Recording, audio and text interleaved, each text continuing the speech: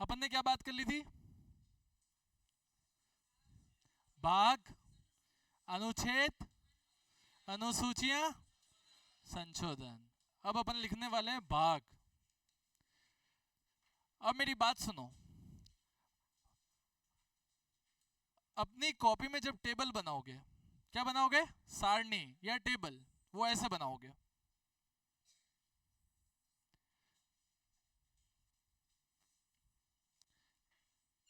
ठीक है, इधर लिखोगे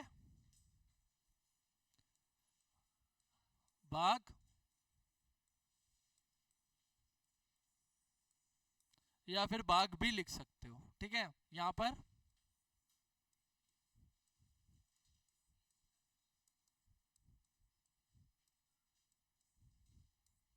या विषय, और इधर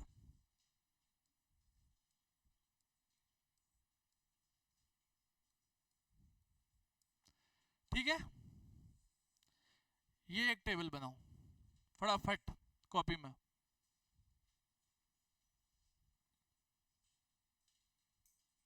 आराम से यूं मान के चलो 2 से 3 पेज जाएंगे, है ना? 3 के 4 भी लग सकते, फिर 3 तो लगेंगे ही मोटे मोटे।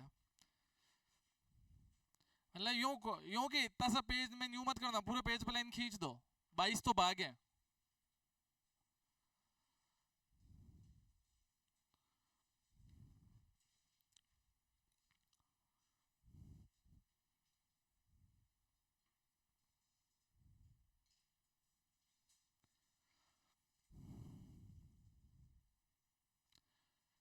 रोमन लिपि समझते हो? समझते हो ना? कौन सी होती है?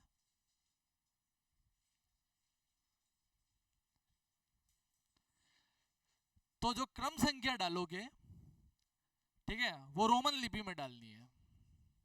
किस में डालनी है? जैसे एक को ये नहीं लिख के,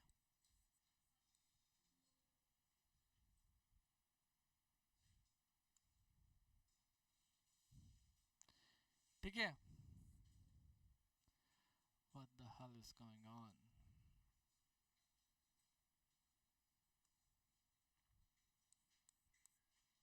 ये लिखना है।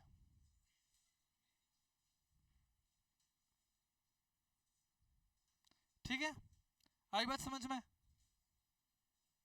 कोई भी एक या दो नहीं लिखी, परीक्षा में रोमन लिपि ही आएगी, क्योंकि अनुच्छेद 343,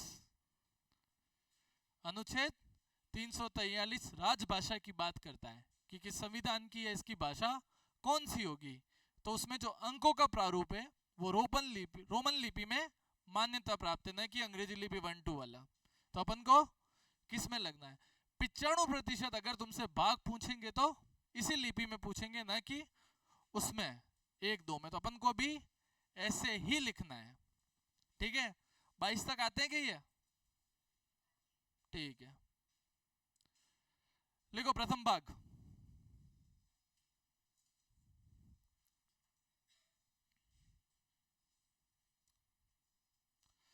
भाग प्रथम, शीर्षक है उसका राज्य और उसके क्षेत्र।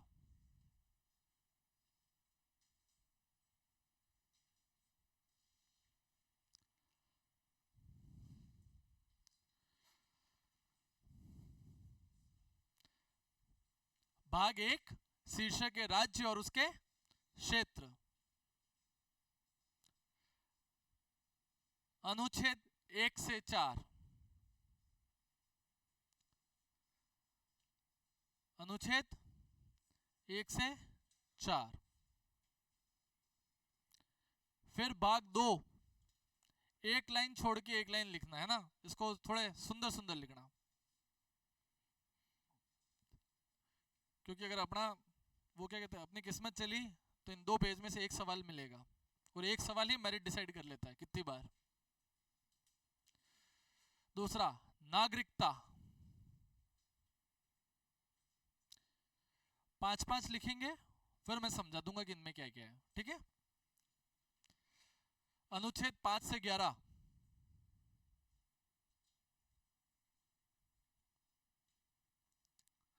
तीसरा,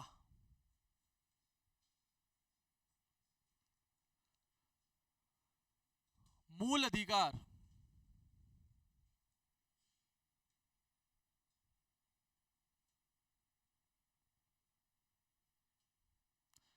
अनुच्छेद 12 से 35।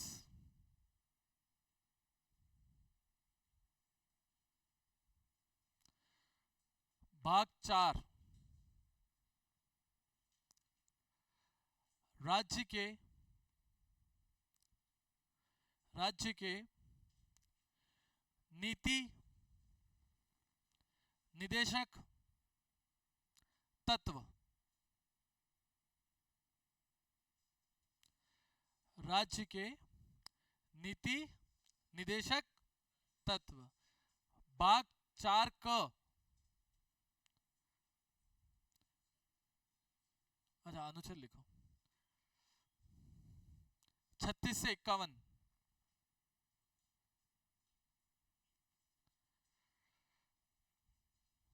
से 51। भाग 4 क,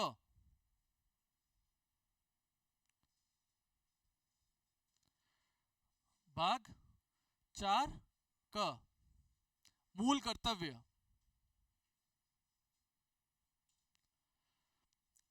मूल कर्तव्य। यहां ब्रैकेट में लिखना 42वें संविधान संशोधन द्वारा, 42वें संविधान संशोधन कब लगा था? 1976, क्योंकि कल भी हमने इसकी बात करी थी कि इसी संविधान संशोधन के तहत प्रस्तावना में 3 शब्द जोड़े गए थे। कौन कौन से? पंथ निरपेक्ष, समाजवाद और अखंडता। ठीक है, 42वां संविधान संशोधन इतना बड़ा संविधान संशोधन है कि इसको मिनी कॉन्स्टिट्यूशन भी कहा जाता है। मिनी कॉन्स्टिट्यूशन मतलब, मिनी का मतलब क्या होता है? छोटा, और कॉन्स्टिट्यूशन मतलब संविधान। तो मतलब इसमें इतना बदलाव किया गया था संविधान में, इसलिए इसको क्या एक छोटा संविधान के तौर पर भी संज्ञा दी जाती है। और 42वां संविधान संशोधन, अगर संशोधन में से सवाल आते तो अगर 10 सवाल आएंगे तो 10 में से 6 सवाल 42वें में से आते हैं। ठीक है, तो 42वां संविधान संशोधन और एक केशवानंद भारतीवाद, ये दो हर जगह आएंगे। ठीक है, भाग 5 अनुच्छेद 51 क। अब यहां पे का ब्रैकेट में नहीं आएगा,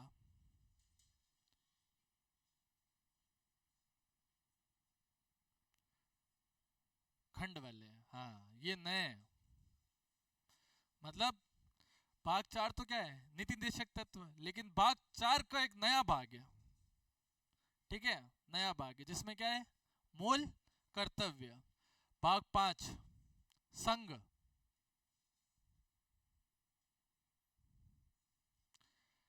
संघ, ये संघ गड़ी वाला ग आएगा ना कि गधे वाला ग। गधे वाला ग आएगा तो संघ का मतलब क्या होता है? साथ, जैसे शादी के कार्ड में लिखा होता है ना, चुन्नी लाल संग चुन्नी लाल, नहीं चुन्नी लाल संग चुन्नी।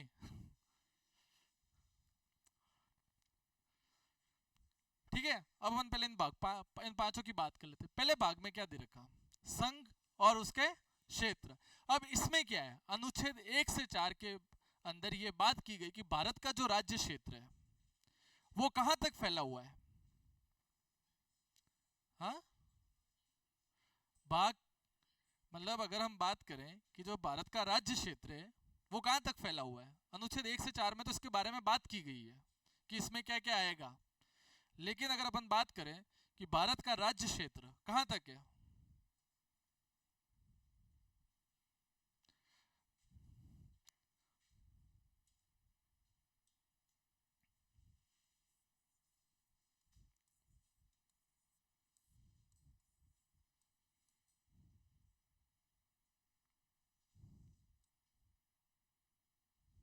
ये चलेगा नहीं आज। हाँ, तो भारत का ऐसे ही पढ़ लेते हैं। भारत का राज्य क्षेत्र कहां से कहां तक फैला हुआ है?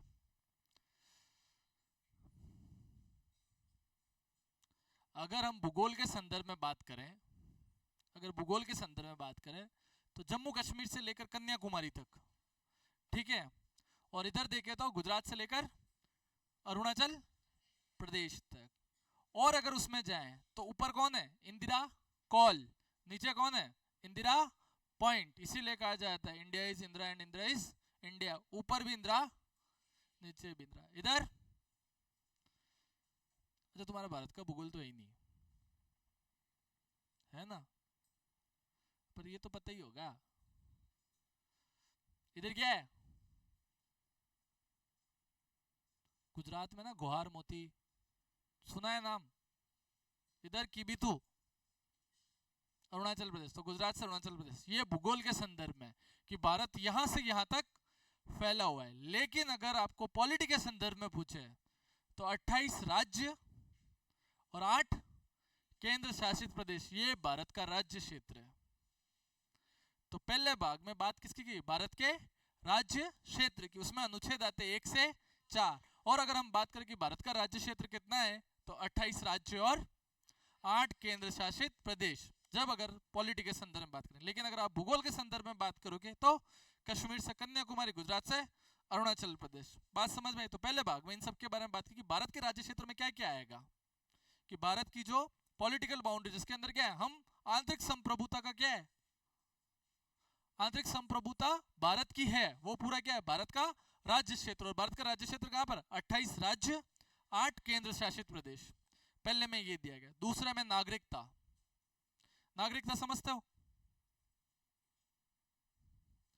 जैसे तुमसे पूछे कि तुम कौन हो, हम भारत के नागरिक हैं, क्या तुम राजस्थान के नागरिक हो? यस वाले कितने? अरे अभी तो बोला यस, बोलो ना। अगर गलत भी है तो सही करेंगे ना, उसमें क्या है, और सही है तो बढ़िया है, ताली बजा देंगे। मैं यूं पूछ रहा हूं, पहला सवाल, जो हाँ कह रहा है वो हाथ खड़े करे, और जो ना कह रहा है वो हाथ नहीं खड़े करे। और जो हाँ कर रहा है उससे मैं सवाल नहीं पूछूंगा, और जो नहीं पूछ रहा उससे पूछूंगा कि क्यों नहीं है। क्या राजस्थान के नागरिक हो? कितने खड़े कर रहे हैं?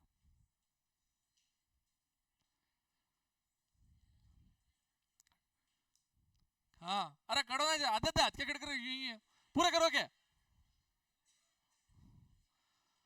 हाँ, और भारतीय वाले कितने हैं? मेरी बात सुनो, सवाल ये है कि तुम राजस्थान के नागरिक हो या नहीं हो? नहीं हो, क्योंकि हमारा संविधान सिर्फ एकल नागरिकता की बात करता है। हमारा संविधान सिर्फ एकल नागरिकता की बात करता है, और वो सिर्फ देश की नागरिकता होती है।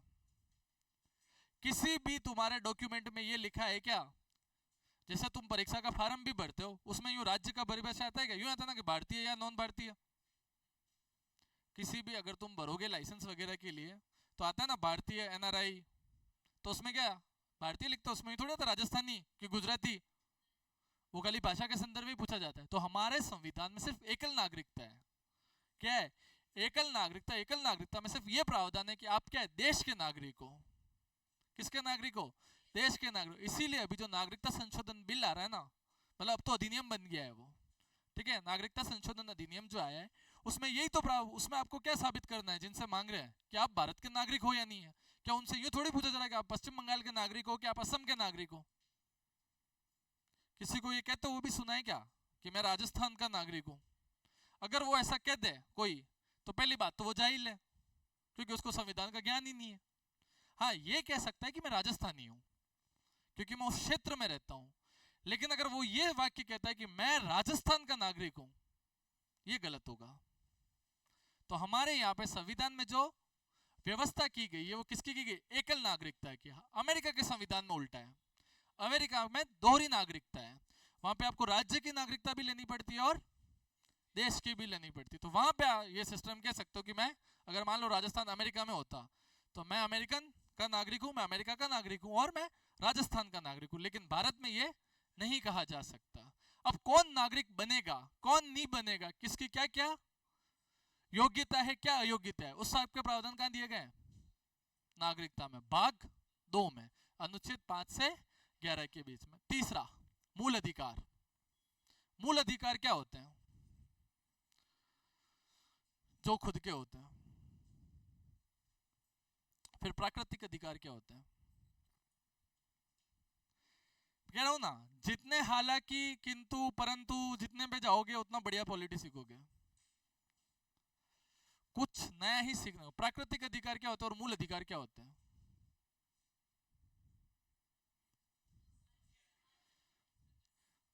पहले बात करें प्राकृतिक अधिकार। प्राकृतिक अधिकार क्या होता है?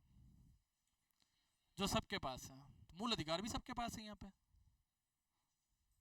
ऐसा थोड़ी कि तेरे पास मूल अधिकार है वो उनके पास नहीं है।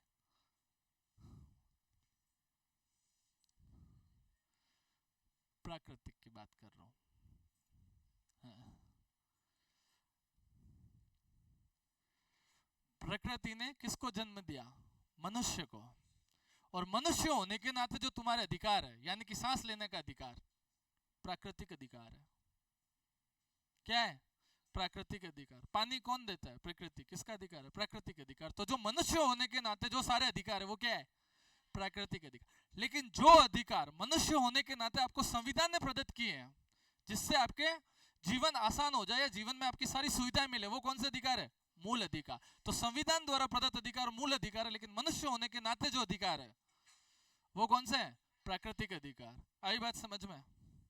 जैसे जब संविधान या ऐसे कुछ नहीं थी, जब बढ़िया से पत्ते वत्ते पहन के लोग जीते थे, मतलब आदि मानव, तब क्या कोई देश था? नहीं था। उनके क्या है? प्राकृतिक अधिकार ये थे, शिकार किया, खा लिया। क्या आज शिकार तुम कर सकते हो?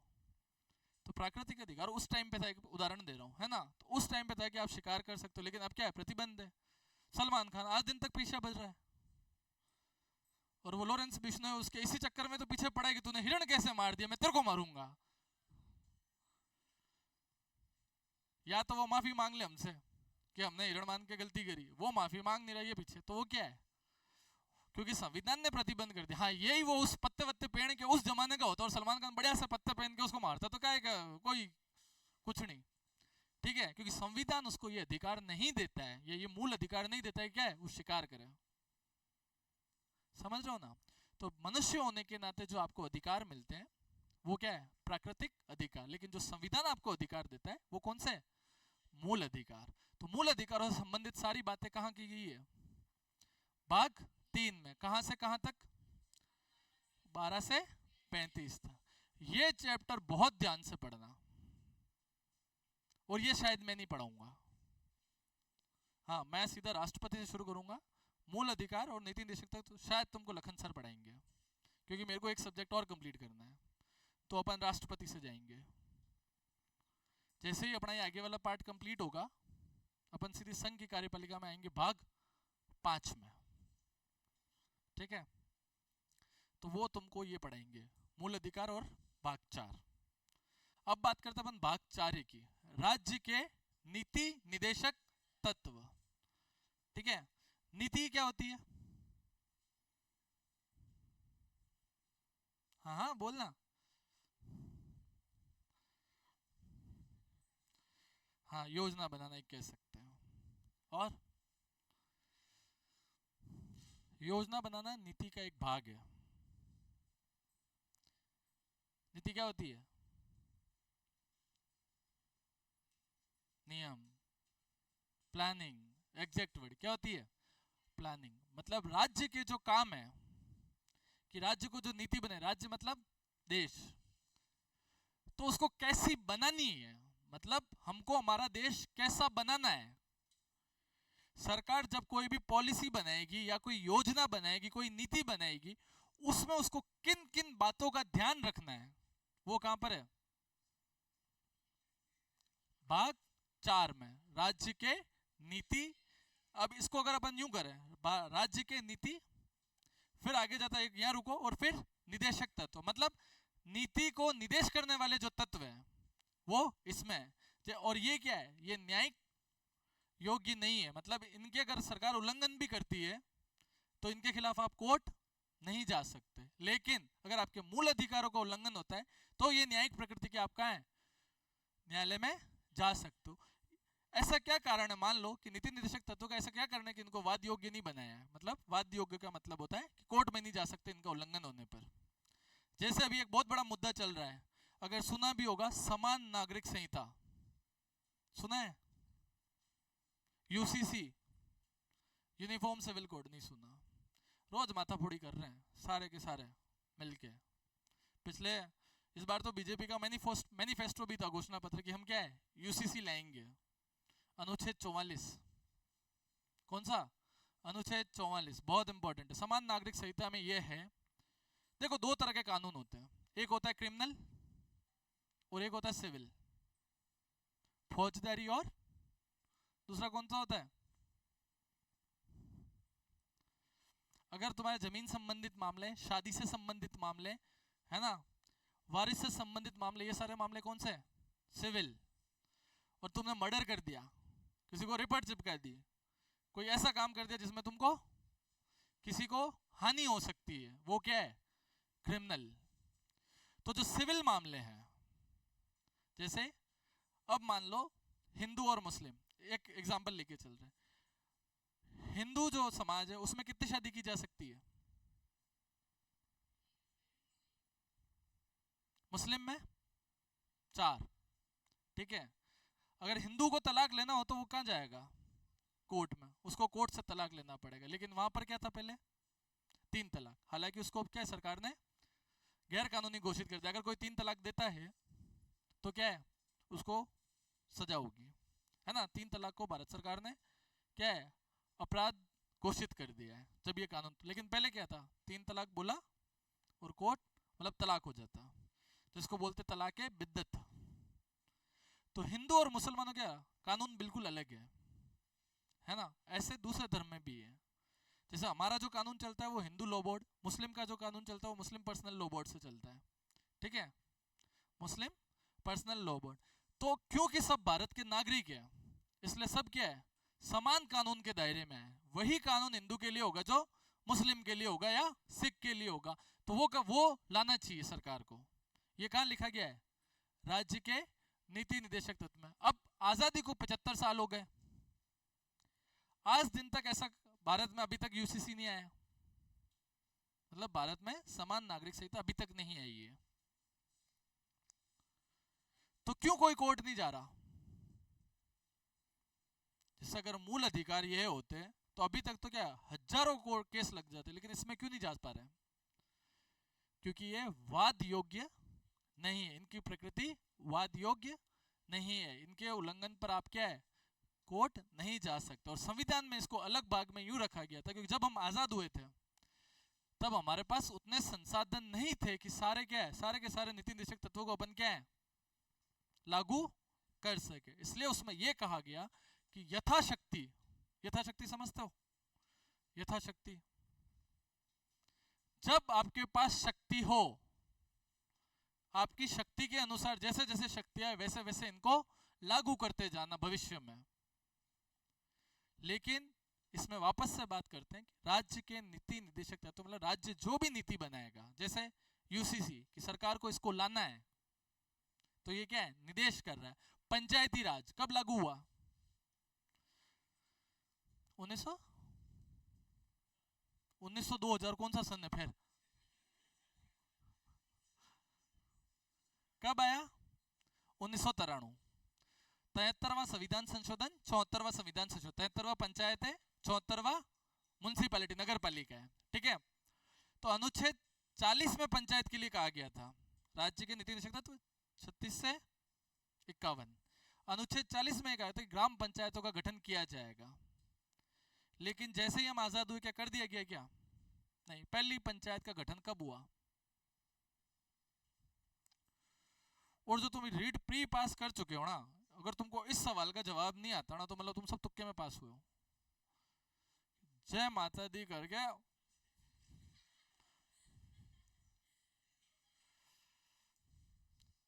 या फिर यूं अ अ अ अ ब ब ब ब स द द द द, और फिर अब तो 5वां भी आ गया, टें टें टें 4 4 4।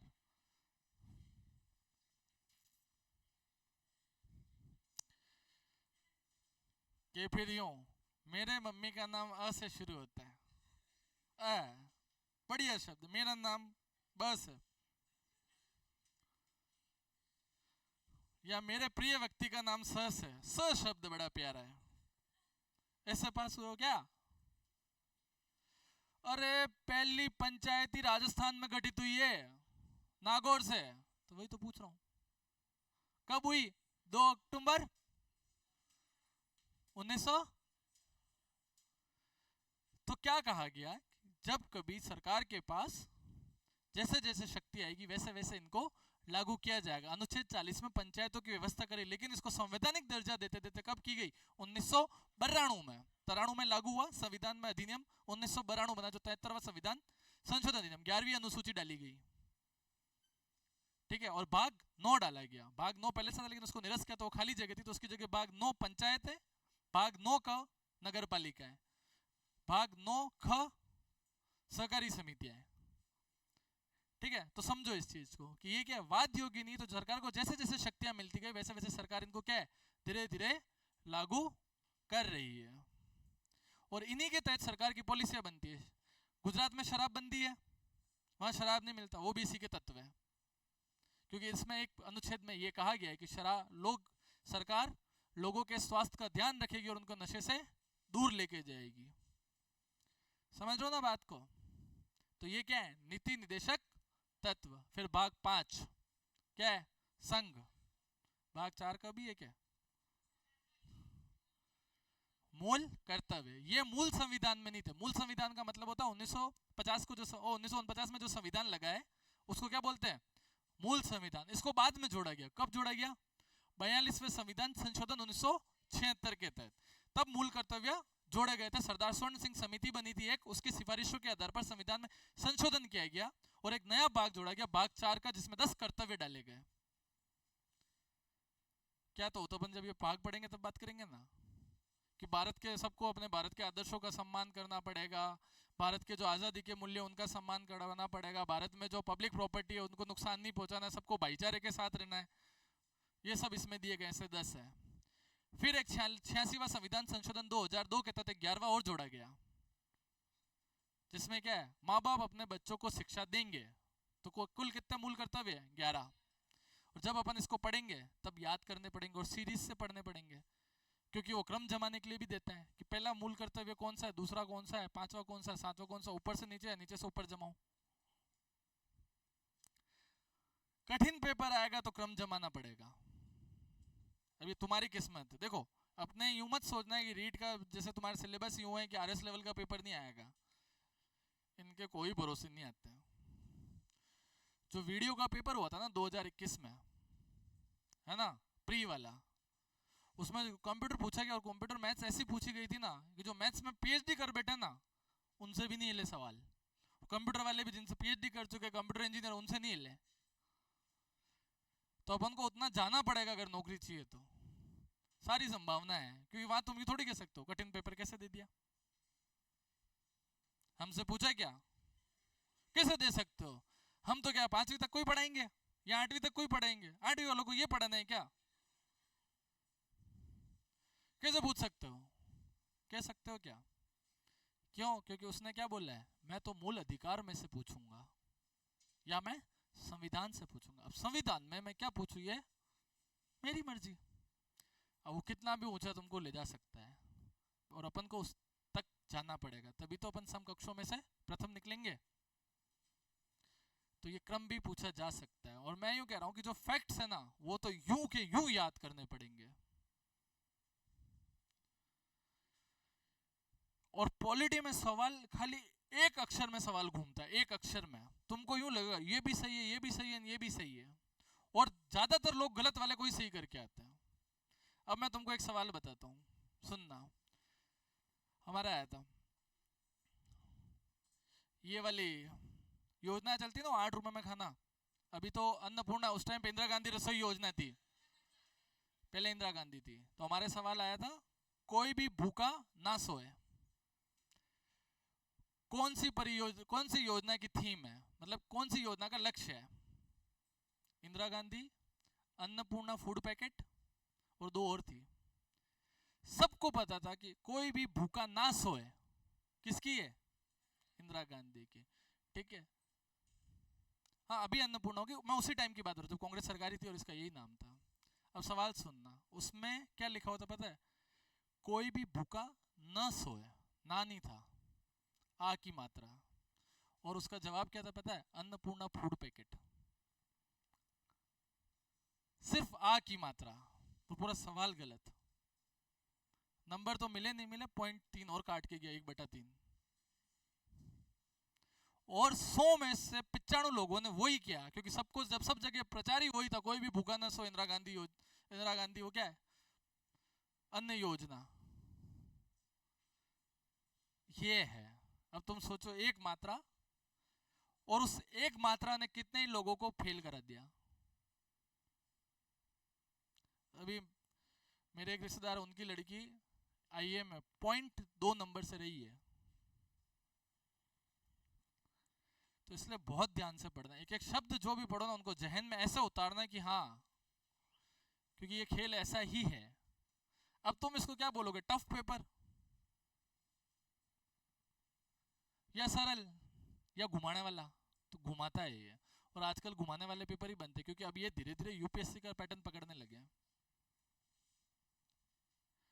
तो पढ़ना पड़ेगा। और अब तुम ध्यान रखना, तुम्हारा मुकाबला धुरंधरों से है, क्योंकि रास्कल्स तो गए प्री में। कितने लोगों ने प्री दिया था? और रीट प्री लगभग अरे तुम में से नहीं, टोटल कितने लाख बैठे थे लगभग? तुमको यही नहीं था? कितने? 17 लाख से ऊपर। और अभी पास कितने हुए? 17 में खाली 1 लाख को ही बाहर किया इन्होंने। तो फिर 2 पेपर कराया, करा क्यों रहे पागलों जैसे? ज्यादा हुए होंगे मेरे हिसाब से। 6 लाख पास हुए ना, तो अब ये 6 लाख में से यूं मान लो कि 3 लाख पढ़ने वाले हैं, और जो ये ब में पास हुए हैं क्या, ये भी अब पढ़ेंगे। ये इसलिए पढ़ेंगे क्योंकि इनको ये एक अलग ही अनुभूति है। एक बात बताता हूँ मैं तुमको, तुम्हारे भी जीवन में ऐसे छोरे मिलेंगे, जैसे तुम खूब पढ़े और 80 नंबर लाए, और तुम पास भी हुए। वो आएगा है, एक दिन किताब नहीं खोली, 50 नंबर लेना आयो। हाँ, भण तो मैं जरूर पास हो जाता, बस मैं भणीश नहीं। ये उठो, मैंने पढ़ो क्यों, आज परीक्षा दिया वहां। उस मूर्ख को कौन बताए कि हर परीक्षा में ऐसे सवाल होते हैं जो नींद में से भी उठ के, तुम क्या वो गया क्या, उसकी जगह कोई भी जाता तो भी 40 नंबर तो आ जाते हैं।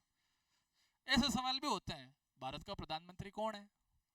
नरेंद्र मोदी। वो ऐसे भी मिलेंगे, है ना। हर पेपर का एक पैटर्न होता है कि अगर 150 क्वेश्चन आते हैं, 150 में से 40 सबको आते हैं। फिर आते हैं पढ़ने वाले 25 से 30 सवाल, और फिर वो आते हैं जो फेल करते हैं। हर पेपर का ये पैटर्न है, इसलिए कभी भी ये कोशिश मत करना कि 150 में से 150 करें। पेपर का लेवल देखना कितना हार्ड है, हो सकता है वो पेपर 70 क्वेश्चन पे भी पास हो जाए। और ऑन एन एवरेज सरकारी एग्जामों की मेरिट 50% के आसपास ही जाती है। तो अगर तुम्हारा नेगेटिव मार्किंग है रीट में, मेरे को नहीं पता है या नहीं है तो उतने ही सवाल करना जितने तुमको आते हैं। अगर तुक्के में ये जो ब वाले करने ही मत, क्योंकि तुमने जो पढ़ा है ना वो भी ले डूबेगा। इसका उदाहरण मैं बताऊं, मैं RS 2018 प्री दे के आया, ठीक है। मैं करके आया 83 क्वेश्चन एग्जैक्ट जितने मेरे को आते थे कितने, 150। अब मेरे साथ वाला खूब पढ़ता था, हम दोनों बैठे बाहर, जैसे पेपर दे के आए, वो उसके फतेह स्कूल से सेंटर था, मेरा आलोक में था, तो हम दोनों आए सेवाश्रम पे मिले। और मेरा पहला पेपर था जीवन का। कितने करके आया? मिला 83। बोले इतने कम क्यों? मिला अपन को उन मास स्मार्ट साहब ने बोला था ना कि 70 क्वेश्चन आ जावे तो ऊपर कोशिश मत करना। अपन तो फिर भी तेरा कर लिया आगे, अपन तो पास है। हैं पागल है तू, फेल हो जाएगा। मतलब कैसे? उन्होंने मेरे को 70 क्वेश्चन के लिए ही बोला ना, वो इतने टाइम से पढ़ा है तो उनको नॉलेज होगा। नहीं, फेल है तू। मतलब तो आपने कितने किए? 128। और मैं सही में टेंशन में, क्योंकि वो मेरे से 6 पेपर पहले दे चुके थे। यार उस रात को नींद आई नहीं, मतलब करे क्या। फिर मतलब एक काम कर भाई, होगा जो, अब तो चले गए, और RS प्री का रिजल्ट 15 दिन में आ जाता है। मतलब एक काम करो, घूमने चल जाओ।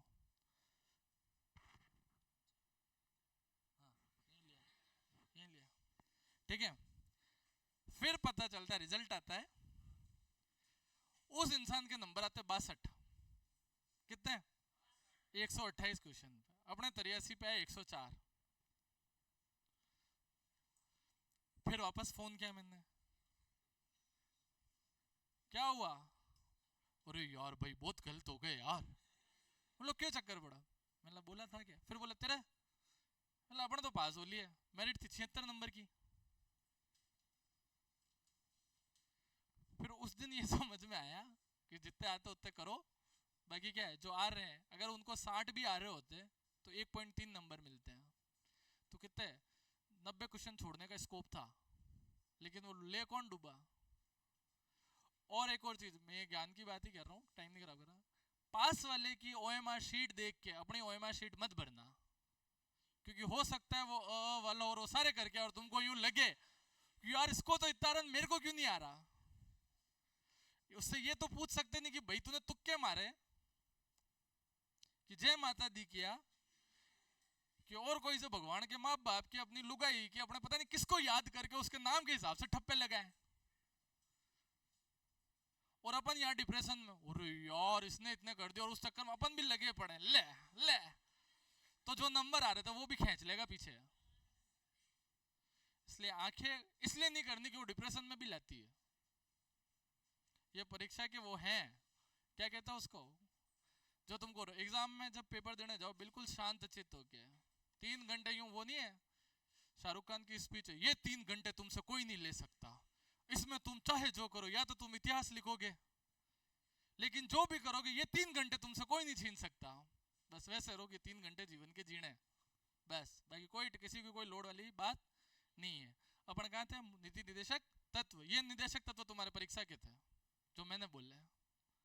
पांचवा संघ, संघ का मतलब भारत की सरकार से संबंधित सारे प्रावधान और उच्चतम न्यायालय से संबंधित सारे प्रावधान कहां पे है? संघ में। मतलब भारत के राष्ट्रपति, उपराष्ट्रपति, प्रधानमंत्री, सारे मंत्री, संसद, संसद से संबंधित सारे नियम, ठीक है।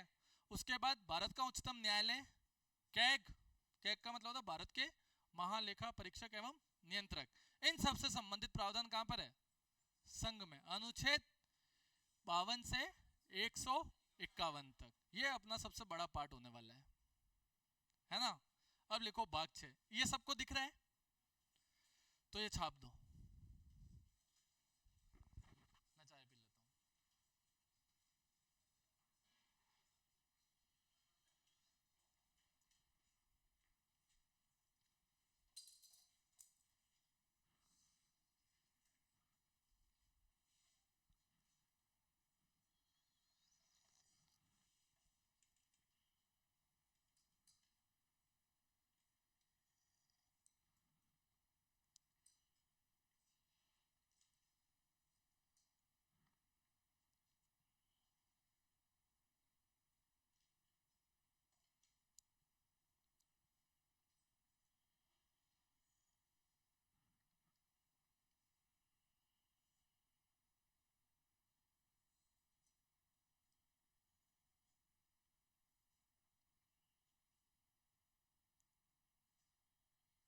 ये जहां 244 ए लिखा हुआ है ना, वहां ए की जगह क लिख देना।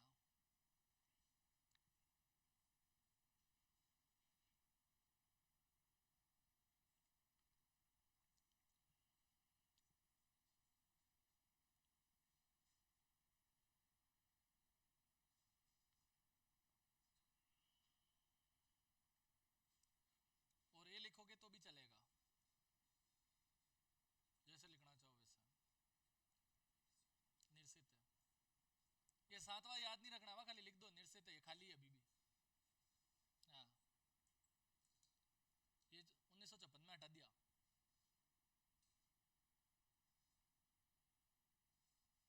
राज्य पुनर्गठन पढ़ लिया, और राजस्थान में पढ़ा होगा ना जब अजमेर अंदर आया, राजस्थान का एकीकरण पढ़ा है, बस ठीक है। तो क्या एक एक सवाल पूछो, पहले ए फिर बी फिर सी।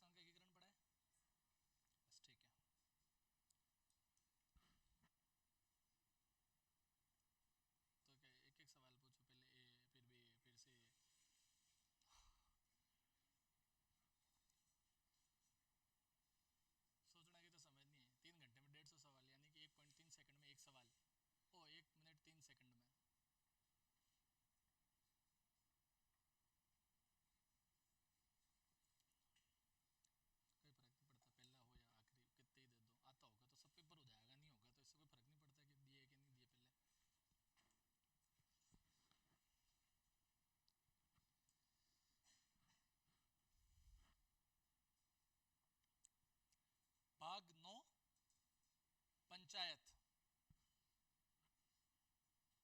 अब मैं बोल रहा हूं, ठीक है, भाग 9 से। कहां से बोलूं? 6 से बोलूं?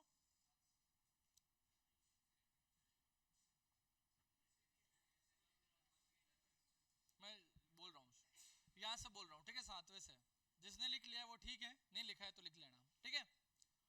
भाग 7 संविधान, 7वां संशोधन अधिनियम 1956 द्वारा निरसित, मतलब ये अभी वर्तमान में क्या है, खाली है, इसमें कोई प्रावधान नहीं है।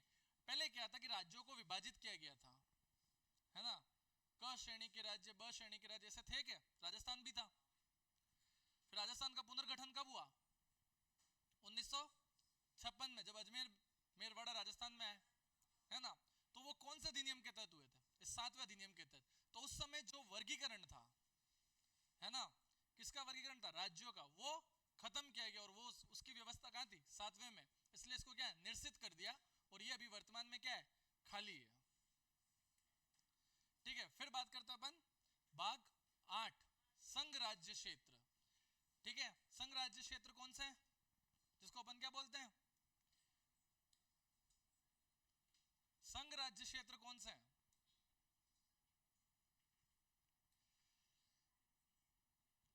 केंद्र शासित प्रदेश नाम सुना है, ठीक है। केंद्र शासित प्रदेश कितने हैं? 8। कौन कौन से हैं? ऊपर से चलते हैं, ठीक है, मतलब ऊपर से मतलब कश्मीर साइड से, लद्दाख, जम्मू कश्मीर, फिर थोड़ा नीचे है चंडीगढ़, फिर इधर आए गुजरात की साइड में दिल्ली, ठीक है, चंडीगढ़ के जस्ट लगता, फिर गुजरात के साइड में है दमन दीव, है ना, दमन दीव वो दोनों अब मिल गए, ठीक है, और दादर एवं नागर हवेली, ठीक है। फिर आए इधर पुदुचेरी, पुदुचेरी में कौन कौन सी 4 जगह है? पुदुचेरी जो है 3 राज्यों में फैला हुआ है। कितने राज्यों में? 3 राज्यों में, जिसमें 4 जगह, यनम, माहे, कराईकल और पुदुचेरी। पहले इसका नाम था पौंडीचेरी, फिर इसका नाम बदला पुदुचेरी, ठीक है। और अंडमान निकोबार, लक्षद्वीप, कितना हो गए? हो गए?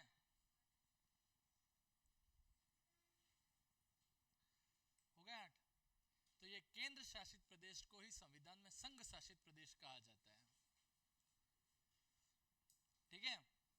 तो जो केंद्र शासित प्रदेशों की व्यवस्था कहाँ है? भाग 8 में। भाग 9 पंचायत है, हाँ, भाग 9 पंचायत है। अनुच्छेद 243 से 243 ओ ही लिखो इसको। ये जो अपन पंचायत वाले अनुच्छेद है ना, ये आगे क ख नहीं पढ़ेंगे, क्योंकि इसमें अपन यही पढ़ेंगे, क्योंकि आगे ये जेड ए जेड बी है, तो इसमें क्या है, प्रावधान बहुत है, तो वो उसमें हिंदी में समस्या आएगी, फिर क अ बी अ ऐसे शब्द है, तो अपन को याद करने में दिक्कत आएगी। और अपना पेपर दोनों में आता है, अगर इधर से नहीं समझ में आए तो अनुच्छेद इधर से देख लेना, मतलब तुम्हारा जो पेपर आएगा एक तरफ हिंदी एक तरफ इंग्लिश, तो वहां अपना सॉल्व हो जाएगा, लेकिन यहाँ से थोड़ा सरल पड़ेगा। तो पंचायत वाले अनुच्छेद ऐसे लिखो, 243 से 243 ओ।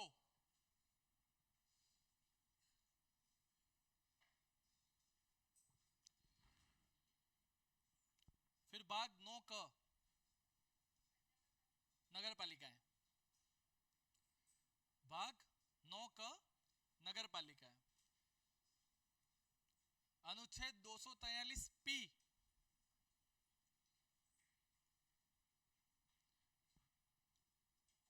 से अनुच्छेद 243 जेड जी।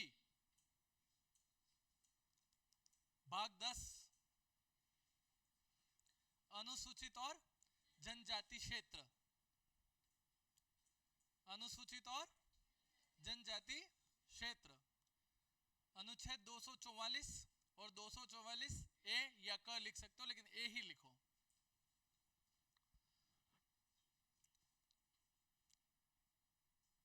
फिर आगे लिखो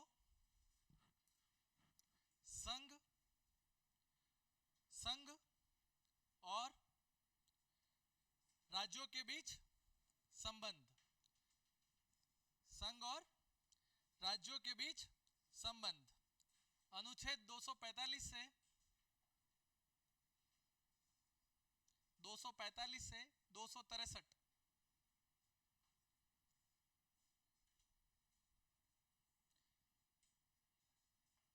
कौन सा? भाग 11 संघ और राज्यों के बीच संबंध, 263, 263, अनुच्छेद 245 से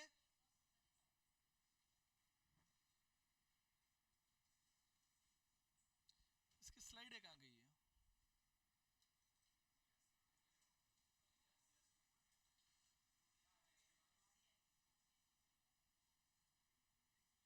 हट गई है पूरी।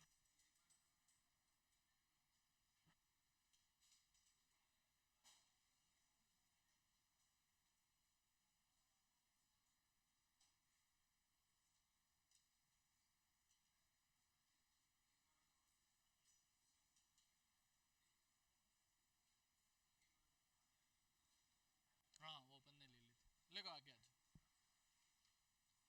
लिखो भाग 12, भाग 12 वित्त, वित्त। राजस्थान का वित्त मंत्री कौन है?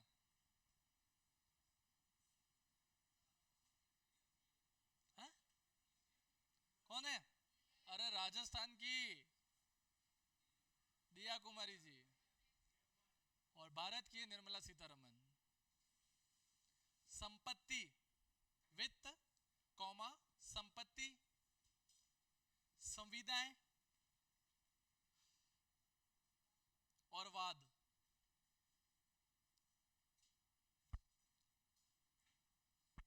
वित्त, संपत्ति, संविदाएं और वाद, अनुच्छेद 264 से 300 ए।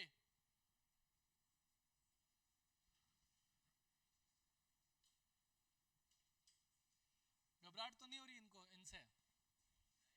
सही में नहीं हो रही? होने जैसा है भी नहीं कुछ, बस ये शब्द थोड़े टिपिकल है, पर अगर पर्यायवाची आते होंगे तो सिंपल लगेंगे। पर्यायवाची तो याद किए क्या? है ना पर्यायवाची तुम्हारे सिलेबस में? नहीं है? आधों ने तो सिलेबस ही नहीं पढ़ा है।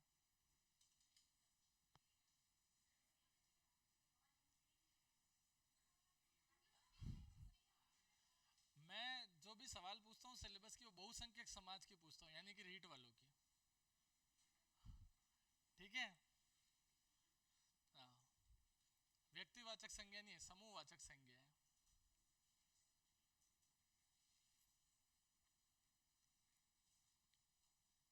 कहां तक आ गए? भाग 13। लिखो भारत के राज्य क्षेत्र के भीतर, भारत के राज्य क्षेत्र के भीतर व्यापार, वाणिज्य और समागम,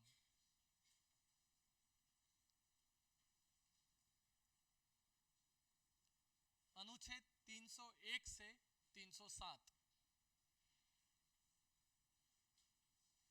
1 से 307।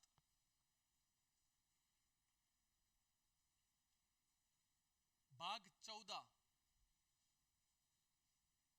भाग 14 संघ और राज्यों के, संघ और राज्यों के अधीन सेवाएं।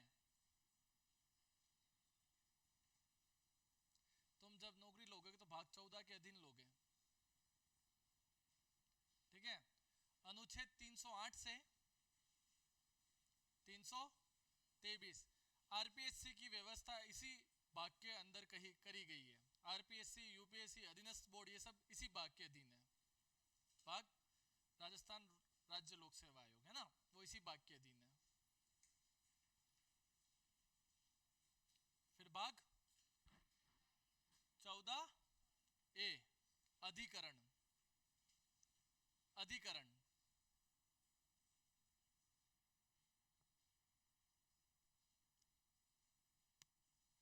अनुच्छेद 323 ए से 323 बी।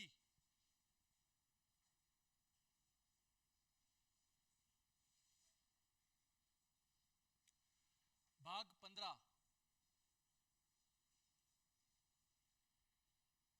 निर्वाचन। भाग 15 निर्वाचन। अनुच्छेद 324 से 329 ए,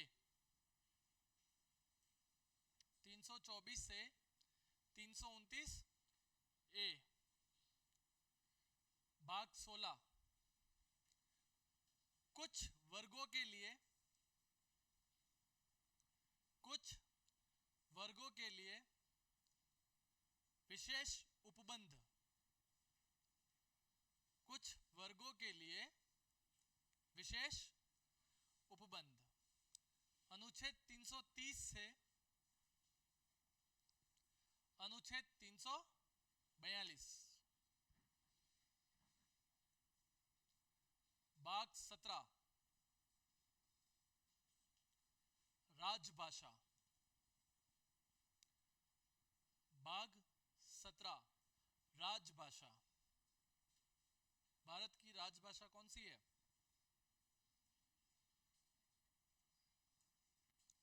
भारत की राजभाषा राष्ट्रभाषा नहीं है, ध्यान रखना।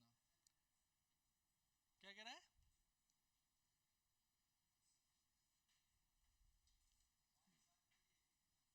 राजभाषा है, राष्ट्रभाषा नहीं। राजभाषा का मतलब वो होता है जिसमें सरकार के सारे काम होते हैं।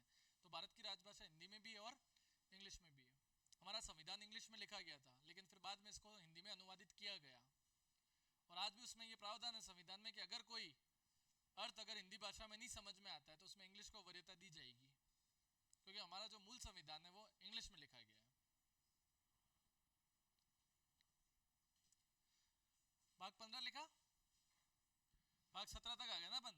भाग 18 आपात उपबंध।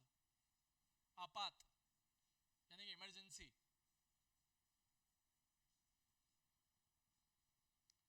अनुच्छेद 352 से 360।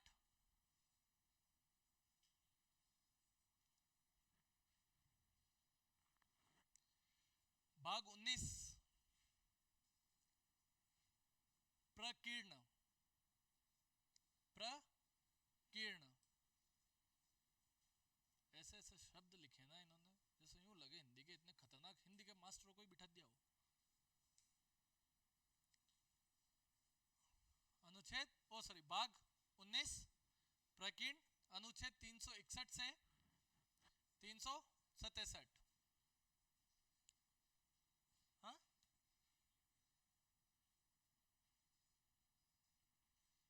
इसलिए हिंदी में देखना इसलिए पड़ता है थोड़ा बहुत, कि कोई शब्द इधर उधर नहीं हो जाए। भाग आगे कौन सा? संविधान संशोधन। भाग 20 संविधान संशोधन। अनुच्छेद एक ही अनुच्छेद है इसका, 368। 68। भाग 21। भाग 21 अस्थाई। भाग 21 अस्थाई संक्रमणकालीन, अस्थाई संक्रमणकालीन और विशेष उपबंध।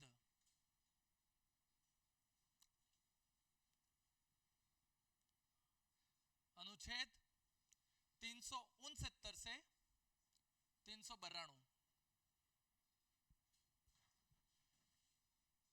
भाग 22 लास्ट संक्षिप्त नाम। संक्षिप्त नाम प्रारंभ हिंदी में प्राधिकृत पाठ। हिंदी में प्राधिकृत पाठ और निरसन और निरसन। अनुच्छेद 393 से 395। अब ये समझना है कि हमको कौन कौन से भाग इसमें से पढ़ने हैं, पूरा संविधान तो हमको पढ़ना ही नहीं है, ठीक है। एक बार सिलेबस हो किसी के पास तो मेरे को दो, अगर कोई यहाँ लाया हो, फोन में हो तो भी चलेगा, है किसी के पास? लिया।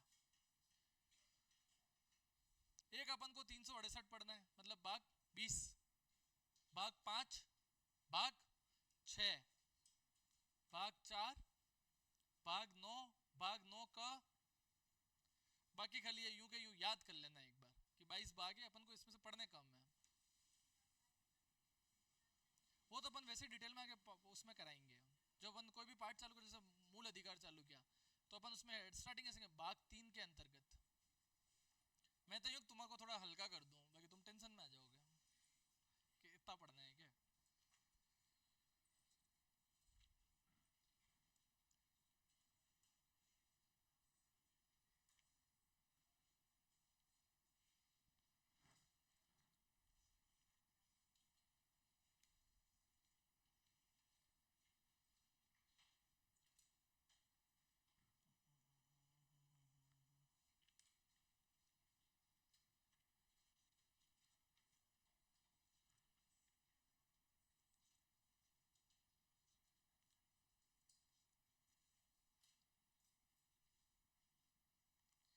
देखो इसमें से अपन ने क्या क्या पढ़ लिया है, संविधान निर्माण की प्रक्रिया अपन ने पढ़ ली है, ठीक है। फिर उद्देश्य का यानी कि प्रस्तावना अपन ने पढ़ ली है। इसके बाद ये तो पढ़ना ही है। फिर तुम्हारे है भाग 3, भाग 4, 4 क, ठीक है, भाग 5, भाग 6, ठीक है, भाग 9 और 9 क, बस ये है। और फिर एक भारतीय लोकतांत्रिक प्रक्रिया, उसमें महिला प्रतिनिधित्व, तो उसमें यूं है कि कैसे अपन को महिलाओं को जो प्रतिनिधित्व अभी तक मिला है, अभी वर्तमान में विधानसभा में कितनी महिलाएं कितनी नहीं है, संसद में कितनी महिलाएं कितनी नहीं, उनसे संबंधित प्रावधान पढ़ना है। और एक अपन को पढ़ना है केंद्र राज्य संबंध, जिसमें आ जाएगा तुम्हारे भाग ये वाला, इससे पहले वाला भाग 11,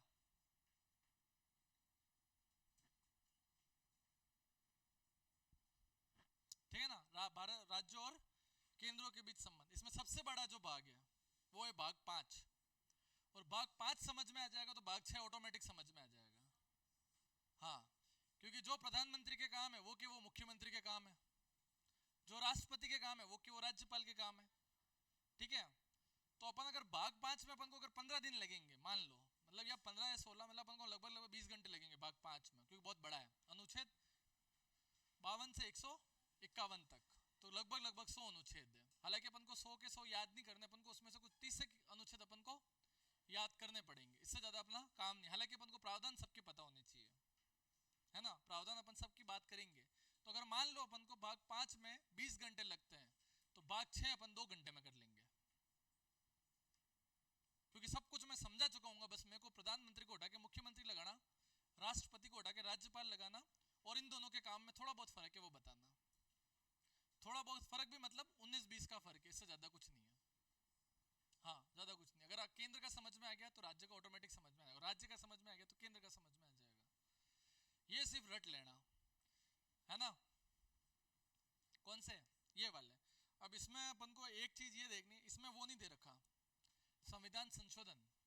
अब इनके भरोसे है नहीं कि संशोधन में से कोई सवाल पूछ लिया तो, क्योंकि संशोधन भी क्या इन भागों में ही है कि ये प्रावधान कब किए कब नहीं। तो एक अपन टॉपिक वापस अलग ये लेके चलेंगे, संविधान संशोधन।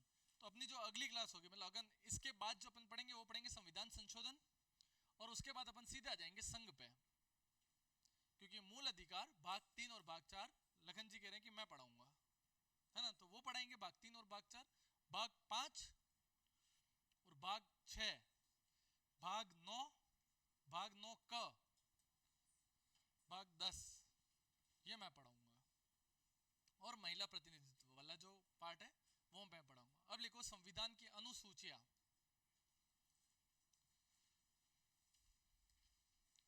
संविधान की अनुसूचियां,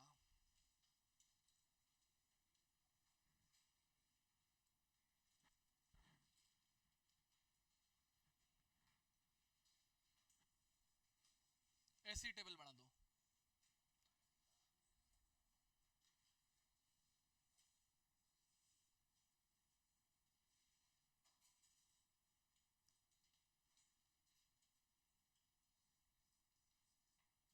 डिट्टो छापना है इसको। हाँ हटो ना ना कोई नहीं।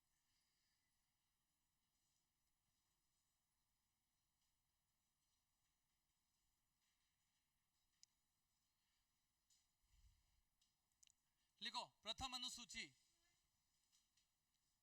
प्रथम अनुसूची राज्यों के नाम एवं उनका न्यायिक क्षेत्र, राज्यों के नाम एवं उनका न्यायिक क्षेत्र। अब ये एक और चीज यहां पे ये ध्यान रखना कि संविधान में कहीं भी केंद्र शासित प्रदेश शब्द नहीं दिया गया है। ये अपन भूगोल में बोलते हैं, यहां पे क्या बोलेंगे?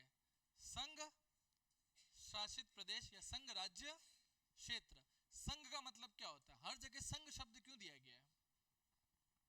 देखो संविधान में हर एक शब्द का मतलब है। अरे लिखवा दूंगा, इधर देखो। संघ का मतलब क्या है? हाँ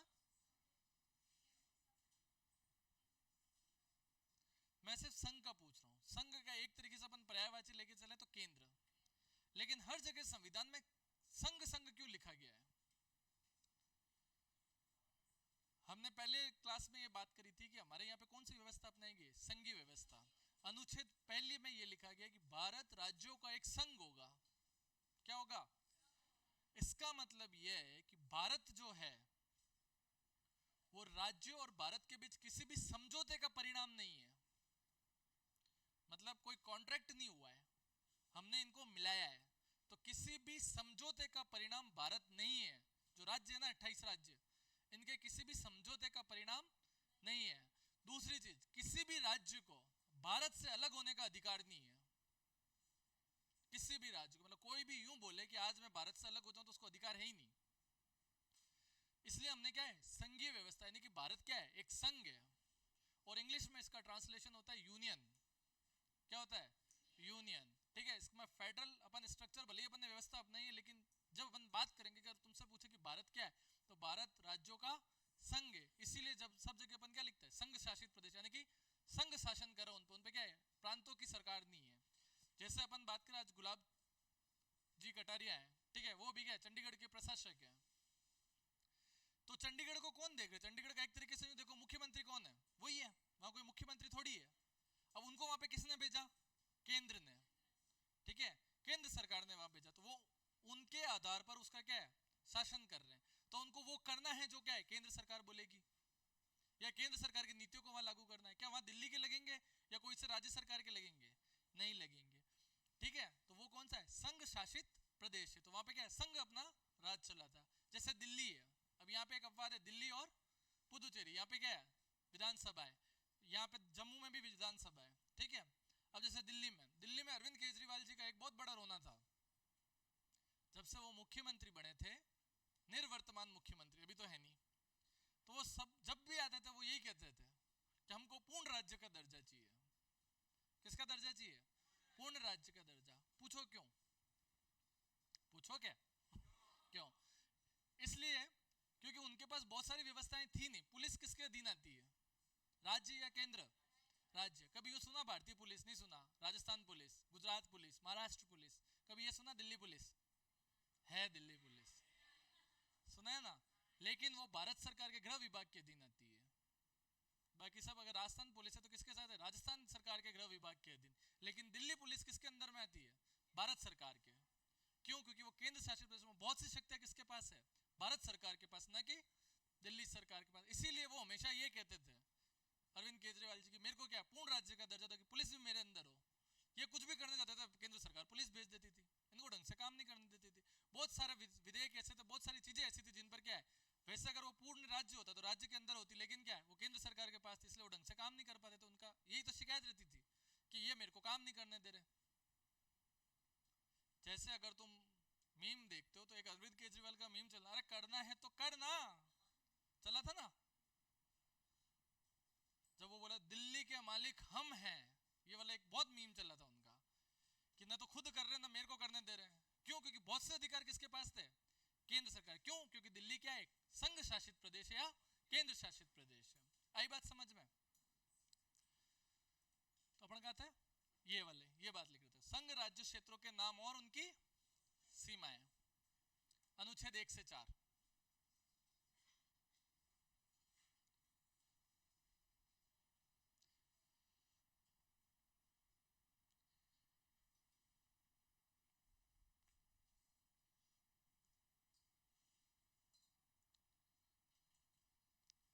दूसरी,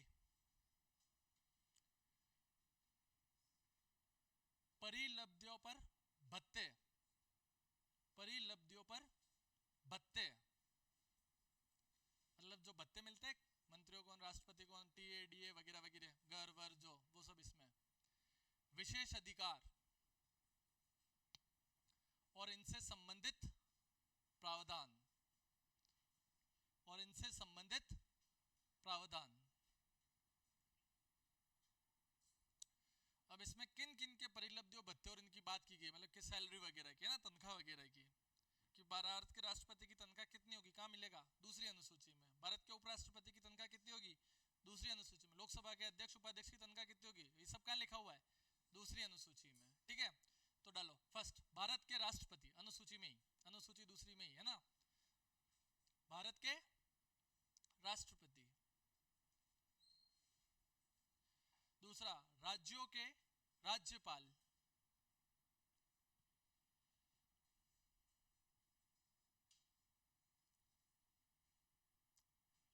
तीसरा, लोकसभा के अध्यक्ष एवं उपाध्यक्ष।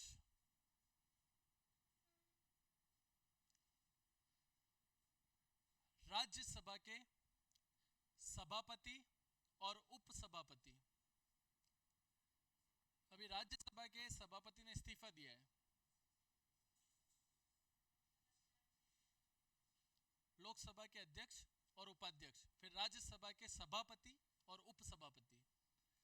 अभी इस्तीफा किसने दिया है? राज्यसभा के सभापति ने इस्तीफा दिया है। कौन थे? जगदीप धनखड़। फिर यूं क्यों लिखा जा रहा है कि भारत के उपराष्ट्रपति ने इस्तीफा दिया? हाँ हाँ, क्यों? क्योंकि ये याद रखना, जो राज्यसभा का जो सभापति होता है, वो मतलब भारत का जो उपराष्ट्रपति है वो पदेन राज्यसभा का सभापति होता है। मतलब जो उपराष्ट्रपति होगा वही राज्यसभा का सभापति होगा। इसको बोलते हैं पदेन, पदेन पद होता है, मतलब इस पद के साथ ये पद जुड़ा हुआ, अगर ये है तो ये भी वही होगा। ठीक है, तो राज्यसभा का सभापति उपराष्ट्रपति होता है और उपराष्ट्रपति राज्यसभा का पदेन सभापति होता है। अब राज्यसभा का कार्यकाल 6 साल का है। कितने साल का है? लोकसभा का 5 साल का, लेकिन सभापति का कार्यकाल 5 साल का ही होता है।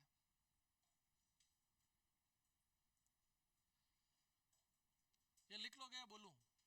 माइक और नहीं है, साइड हो जाता हूं मैं।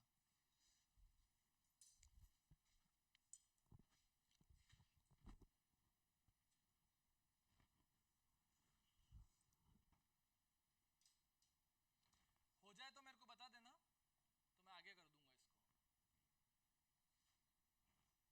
क्या हुआ? अरे कोई दिक्कत हो तो भी बोल देना।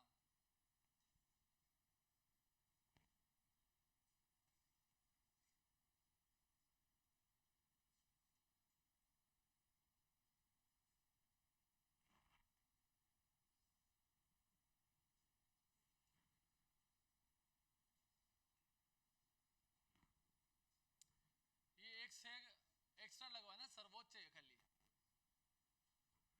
ये सर्वोच्च न्यायालय के न्यायाधीश।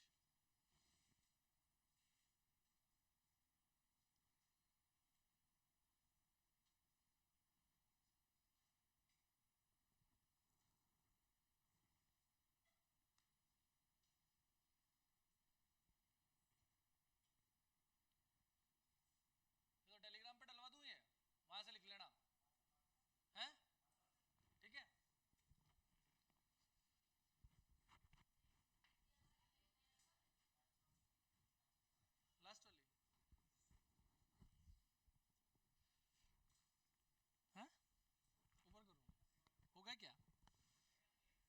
अरे मैं बोल देता हूँ, भारत के नियंत्रक एवं महालेखा परीक्षक,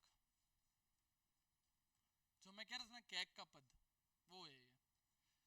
भारत के नियंत्रक एवं महालेखा परीक्षक, कंट्रोलर एंड ऑडिटर जनरल, इसको हिंदी में इसका शॉर्ट नाम है कैग।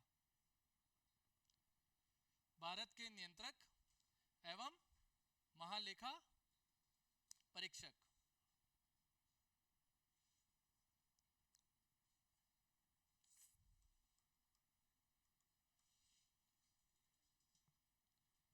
क्या हुआ? हाँ लिखना है ना, वापस बोलो। भारत के नियंत्रक एवं महालेखा परीक्षक, ये क्या करते हैं कि भारत सरकार या केंद्र और राज्य सरकार, जितनी भी राज्य सरकार है और भारत सरकार की जितनी भी कंपनियां हैं, वो जो भी खर्चे करती है उसकी जांच ये करते हैं कि वो खर्चा सही किया है नहीं किया, जिस काम के लिए पैसे लिए थे वो काम के लिए किया नहीं किया, तो उन सब की जांच कौन करता है? ये कैग। और इसने बहुत से बड़े बड़े घोटालों का उजागर भी किया है। जैसे पूरे साल सरकार ने जो भी खर्चा किया, फिर ये उसकी ऑडिट करता है, ऑडिट मतलब जांच करता है, और फिर इसकी रिपोर्ट आती है, भले विधानसभा में भी आती है और संसद में भी आती है। फिर उसके ऊपर सरकार, अगर उसको लगता है घोटाला हुआ, तो फिर जांच होती है, और घोटाले बहुत से पकड़ाए इससे। और इसको संविधान में स्वतंत्र पद बनाया है कि इसको हटाने के लिए भी बहुत खतरनाक प्रावधान है, ठीक है ना?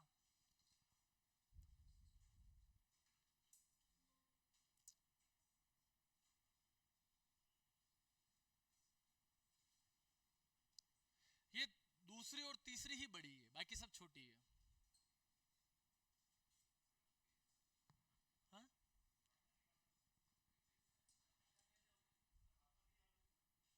नहीं, ये तो टेलीग्राम पे डलवा दूं, मैं बता रहा हूँ कि आगे छोटे हैं।